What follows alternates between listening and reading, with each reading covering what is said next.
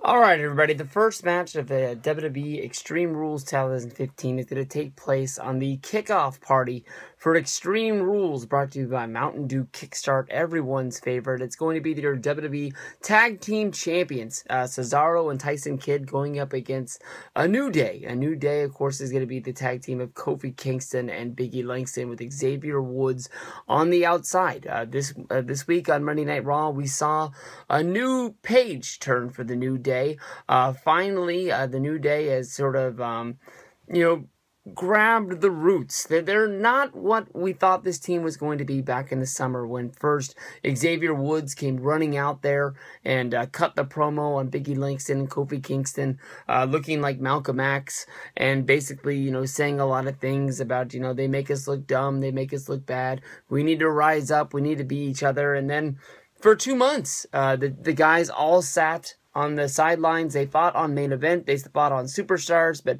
very rarely did we see them on Monday Night Raw, very rarely did we see them on SmackDown. It was like WWE thought of this idea of putting these guys all together, and basically all of the fans jumped on board saying, oh, the new nation, they're bringing back the Nation of Domination, with all these, these big black guys all in a big group.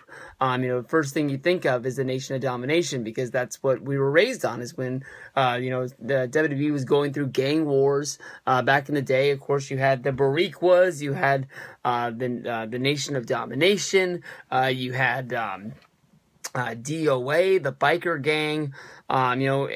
Everyone had their own little clique, and some of the stables were really deep, and they had some star power. They had some guys that can go, and some guys had one guy and just a whole bunch of jobbers to fill out the group. I think I honestly would be very surprised if many people can name all of the members of the Boricuas, because I certainly can't. You get Savio Vega, and then it falls off from there.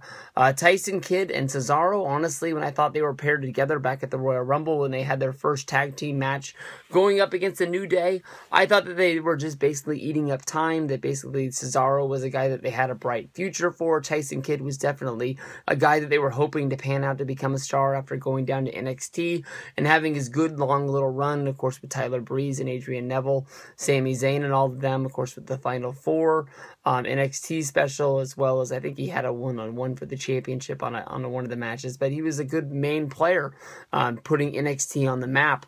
Plus getting himself over in the long run. A lot of people saying that he actually had skills that were able to wrestle, people that had watched him for years on SmackDown and Monday Night Raw, just sort of scratching and fighting to get wins. It was sort of, WWE's developmental, actually reaching down and fixing somebody. I thought that when Tyson Kidd came up, he was a guy that was actually going to be going after, the United States Championship, Intercontinental Championship, hell, even the World Heavyweight Championship. But I thought that when he first came up, he had a match. I believe he lost to Jack Swagger, and he had a short little feud with him. That was mainly on television. I thought that maybe Tyson really wasn't going to be going anywhere, and maybe they weren't going to be able to fix him like I thought they were going to be able to. But, it looks like now Cesaro and Tyson Kidd really are some main players. They really do fit together really well as a good tag team. They're going to be having some troubles because they broke up a big part of the tag team division, of course, and then they're, I guess you would say, arch rivals, the Usos, due to an injury. They're going to be out for about 6 months. So maybe WWE is going to be having to really push the Dragons coming up from NXT and really find them some competition. Either that or pair up some guys that really don't have anything going on to try and, get this going until you can have the Usos come back. The New Day turning a new page, going in a new direction with their heel turn. Honestly, to me, this is like a fail-safe heel turn for these guys. This was the most babyface heel turn of all time.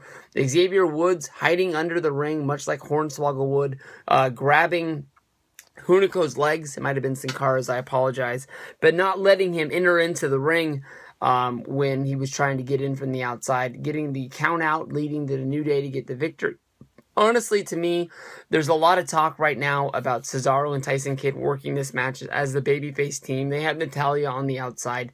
They're a team that a lot of people love. It wouldn't be hard for them to get that going. But to me, honestly, I don't think you want to disrupt what they have going. These guys need to be the heels. The New Day needed to sort of be the clowns in this match. Maybe you can sort of have them, portray some heelish things, and Cesaro and Tyson Kidd, you're able to sort of be affected by it, but then in the end, they're able to overcome this. I picked the New Day to win the championships at WrestleMania 31, but it didn't really work out. I don't really see them winning the belts at Extreme Rules. To me, honestly, I can see them losing this match and then maybe going to Monday Night Raw and then having a blow-off feud with the Dragons, where the Dragons get the win, and then the Dragons are going after the championships come Payback. This should be it should be a fun match. Of course, everybody will be sitting down, getting their nachos, getting their chips and drinks. Honestly, this match will be starting before I think I get off work, so this is a match that I might not even get to see, but hopefully it's good for you guys, and you guys are picking Cesaro and Tyson Kidd as well.